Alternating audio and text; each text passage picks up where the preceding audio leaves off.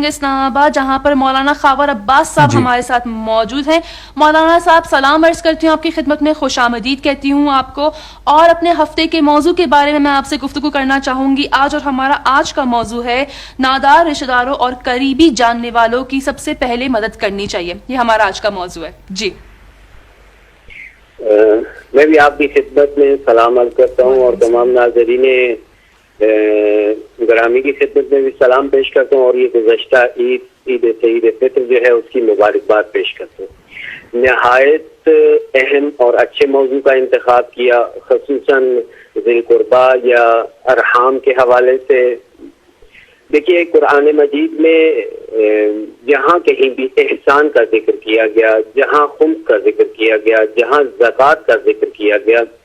ہم قرآن مجید میں دیکھتے یہ ہیں کہ اللہ اور اس کے رسول کے بعد جس شخص پر سب سے پہلے احسان کیا جانا چاہیے، جس شخص کو سب سے پہلے زکوٰۃ دی جانی چاہیے، جس شخص کو پہلے خمس دیا جانا چاہیے، اور جتنے بھی احسان کے دوسرے صدقے کے موارد ہیں ان میں ذی القربہ کا ذکر ہے، یعنی قرابت داروں کا۔ ایسے قرابت دار، ظاہر ہے یہ چیز بھی معلوم ہے کہ مستمد اور صاحب جو ہیں وہ مال و ثروت رشتہ داروں کی بات نہیں کی گئی، یہاں غریب اور نادار رشتہ داروں کی بات کی جا رہی ہے۔ یعنی قرآن مجید میں خدا اور رسول کے بعد مساکین، ابن سبیل اور ان دوسرے مصادیق کا ذکر بعد میں کیا جاتا ہے، سب سے پہلے جس کا ذکر کیا گیا ہے وہ ذی القربہ ہے، ایک چیز۔ اچھا، پھر دوسری جگہ ہم دیکھیں تو اس چیز کی اہمیت ہم پر اور بھی اس طرح واضح ہوتی ہے کہ قرآن مجید نے تقریباً 15 مقامات پر یعنی 3 تعبیریں استعمال کی ہیں رشتہ دار یعنی نادار رشتہ داروں کی مدد کے حوالے سے، ان کے ساتھ صلہ رحمی کے حوالے سے 3 قسم کی تعبیریں۔ ایک لفظ استعمال کیا گیا ذی القربہ یعنی قرابت دار، دوسرا ارحام استعمال کیا گیا یا جسے ہم عام زبان میں صلہ رحمی کہتے ہیں۔ صلہ رحمی یعنی رحم سے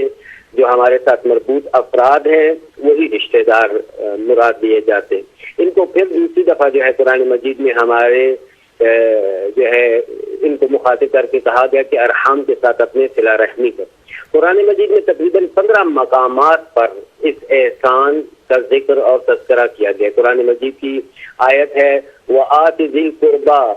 حَقَّهُ، اور ذی القربہ جو ہیں ان کو ان کا حق عطا کرو۔ اس موضوع کی اہمیت اور اس طرح سے واضح ہوتی ہے کہ خداوند متعال جو قرآن مجید میں ارشاد فرماتے ہیں وقامت بالعدل،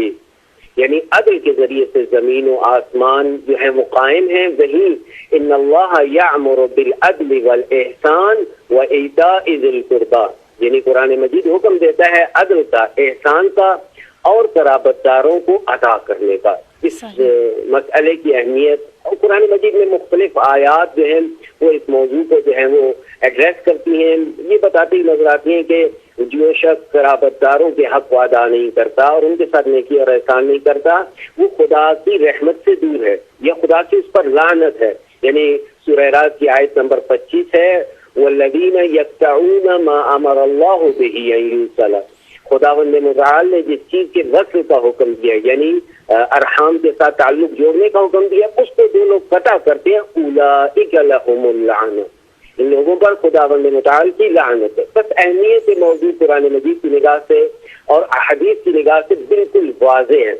دوسری طرف ہم یہ بھی دیکھتے ہیں کہ احادیث مبارکہ میں اس موضوع کی اہمیت کو اجاگر کرنے کے لیے اس کے آثار کو ذکر کیا گیا بہت زیادہ کہ بھئی اس کا یہ اثر ہے، اس کا یہ اثر ہے، آپ اگر نادار اور غریب اور فقراء قرابت داروں کی مدد کرو گے اس کے اتنے اثرات ہیں۔ چنانچہ 9 کے قریب اثرات گنائے گئے، جس میں سے ایک اثر خود جو ہے عمر میں زیادتی ہے۔ چنانچہ فرمایا گیا صلۃ الرحم تزید فی العمر، عمر میں زیادتی کا باعث بنتا ہے۔ تنفی الفقر، فقر اور تنگدستی، دیکھیں جس مال کو ہم قرابت داروں کو نہ دے کر اپنی جیب میں بچا رہے ہیں اگر ہم دیں تو خدا کہتا ہے کہ یہ اور بڑھے گا۔ اچھا، یعنی فقر اور تنگدستی نہیں آئے گی بلکہ آپ کو مال اور غنا ملے گا۔ پھر تزکی الاعمال، آپ کے اعمال کی پاکیزگی کا باعث بنتا ہے، اسی طرح نفس کی پاکیزگی کا باعث بنتا ہے۔ تدفع البلوا، بلائیں دور کرتے ہیں یہ صلہ رحمی کرنا، اور حساب و کتاب جو آخرت کا ہے اس کی آسانی کا باعث۔ پھر آبادانی کا باعث یعنی معاشرہ جو ہے جب آپ فقراء قرابتداروں کی اگر ہر کوئی مدد کرنے لگ پڑے تو خود بخود معاشرہ جو ہے وہ ڈیولپ ہوگا، وہ اسٹرانگ ہوگا اور ایک دوسرے پر اعتماد بڑھے گا اور ایک اچھا معاشرہ جو ہے وہ تشکیل پائے گا۔ چنانچہ حدیث مبارکہ میں ہے کہ یہی صلۃ الرحم تعمر الدیار، یعنی عمارت کا باعث بنتا ہے، آبادانی کا باعث بنتا ہے جو ہے نا وہ شہروں کی۔ چنانچہ بہت سے واقعات اور ائمہ علیہ الصلوۃ والسلام سے اسی دن میں نقل ہیں کہ ایک واقعہ جو ہے اس کی طرف ہم اشارہ کرتے ہیں اور اس کے بعد اس سوال کے جواب کی طرف بھی جاتے ہیں کہ دیکھیے صلہ رحم کیا کیا جائے، صلہ رحمی میں یعنی کم از کم صلہ رحمی کی مقدار کیا ہونی چاہیے۔ احادیث مبارکہ میں کیا بتایا گیا اس حوالے سے؟ علی ابن اسماعیل جو امام موسیٰ بن جعفر علیہ الصلوۃ والسلام کے چچا زاد ہیں، یہ علی ابن اسماعیل کو ہم دیکھتے ہیں کہ ہارون الرشید ان کو یحییٰ برمکی کے ذریعے سے بلواتا ہے تاکہ یہ امام موسیٰ کاظم کی آ کر شکایت کریں۔ امام اسے بلا کر کہتے ہیں مجھے پتہ لگا ہے آپ بغداد جا رہے ہو، نہ جاؤ آپ بغداد اور میں آپ کے قرض اتاروں گا۔ کہا نہیں میں فقیر ہوں، میں تو جاؤں گا، اور چنانچہ یہ وہاں چلا جاتا ہے اور امام موسیٰ کاظم علیہ الصلوۃ والسلام کی ہارون کے دربار میں شکایت کرتا ہے۔ جب یہ شکایت کرتا ہے اسے انعام میں 2000 دینار ملتے ہیں۔ اچھا یہ شخص اس شکایت کے بعد جیسے ہی گھر واپس پہنچتا ہے، یعنی جس جگہ یہ ٹھہرا ہوا تھا بغداد میں، انعام ابھی اس تک نہیں پہنچتا کہ یہ شخص مر جاتا ہے۔ اور یعنی خود روایات میں یہ چیز درج ہے کہ اگر آپ قطع رحمی کریں گے تو اس کے نتیجے میں جلدی موت واقع ہوگی، یعنی صلہ رحمی زندگی کو بڑھاتی ہے۔ اور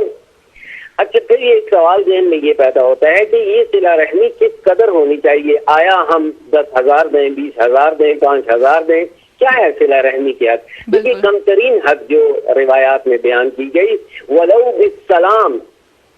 صلو ارحامکم، یعنی اپنے ارحام کے ساتھ صلہ رحمی کرو چاہے سلام کی حد سے ہو، وَلَوْ بِشَرْبَةٍ مِّن مَاءٍ یعنی پانی کا ایک گلاس ہی کیوں نہ ہو،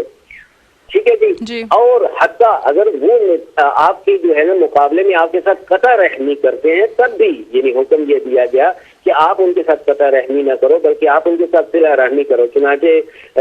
اشارہ ہوتا ہے کہ صلو ارحامکم، اپنے ارحام کے ساتھ صلہ رحمی کرو، وَلَوْ قَطَعُوكُمْ یہاں تک کہ اگر وہ تمہارے ساتھ قطع رحمی کرتے ہیں تب بھی ان کے ساتھ جو ہے وہ صلہ رحمی کرو۔ بس ایک طرف ہم اس کی اہمیت کو قرآن میں دیکھتے ہیں، پھر احادیث میں اس کے آثار کے ذریعے اس کی اہمیت کو بتایا جا رہا ہے، اور پھر اس کی انجام نہ دینے پر جو مصیبتیں اور بلائیں انسان پر نازل ہوتی ہیں ان کی طرف بھی احادیث میں اشارہ ہے۔ یہ یعنی مجموعاً ساری چیزیں اس موضوع کی اہمیت جو ہے اس کو سمجھاتی ہیں، اور یہ بالکل معقول سی جو ہے نا بات ہے کہ واقعاً اگر ہم لوگ اپنے نادار قرابتداروں کو ہر کوئی پہنچنے لگ پڑے تو آپ دیکھیے معاشرے میں پھر نادار کون بچے گا؟ بالکل یعنی اپنے گھر سے اگر شروع کیا جائے، اپنے گھر میں جو قریبی رشتہ دار اور عزیز ہیں، اور ایک وہ معاشرہ ڈیولپ ہوگا کہ جس معاشرے میں سارے کے سارے لوگ جو ہیں وہ غنی ہیں، اس مالی لحاظ سے تنگی میں نہیں ہے، اور نتیجہ جب تنگی نہیں ہوتی دیکھیں مال کے نہ ہونے کی وجہ سے، فقر کی وجہ سے کتنی ہی برائیاں جو ہیں وہ معاشرے میں رائج ہو جاتی ہیں، اس میں لالچ آ جاتا ہے، اس میں انسان مال نہ ہونے کی وجہ سے چوری ہو جاتا ہے، مال نہ ہونے کی وجہ سے جھوٹ بولتا ہے، مال نہ ہونے کی وجہ سے رشوت لیتا ہے۔ مولانا خاور عباس صاحب بہت شکریہ آپ کا، تو اس کا نتیجہ بہت مثبت شکل میں۔ بہت شکریہ مولانا خاور عباس صاحب، آپ کا بہت شکریہ، آپ نے پروگرام کے لیے وقت نکالا اور بہت ہی بہترین طریقے سے قرآن پاک کی روشنی میں آپ نے ہمارے آج کے موضوع کو جو ہے وہ اس پر روشنی ڈالی۔ بہت شکریہ آپ کا جی۔